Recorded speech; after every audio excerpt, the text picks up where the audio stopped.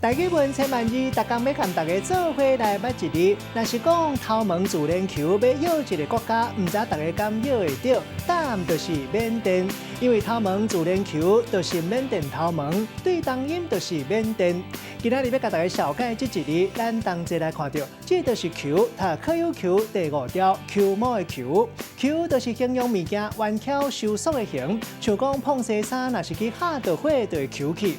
另外，球做形容词，会当比如做物件弯翘的形，像讲头毛球球，咱讲迄人是球毛。另外，球嘛当比如做一个人，做人真当生气质，一个钱拍24个角，咱讲这人真球。若是讲球搁欠，咱讲这人是真球欠。带大家做伙来小解这两个词。头一个读做球球，这是形容物件弯翘的形；第二个词读做球欠，意思是讲一个人真欠、真省、真节省，省到有淡薄仔超过。咱用一句话来举例，甲这两个词甲做伙。比如讲，大家拢看袂出来，迄个头毛球球的乌子桑穿一领吊架，伊咧门口口行来行去，唔知讲伊就是这个集团的大头家。原来伊就是球欠，才有今仔日的事业成就。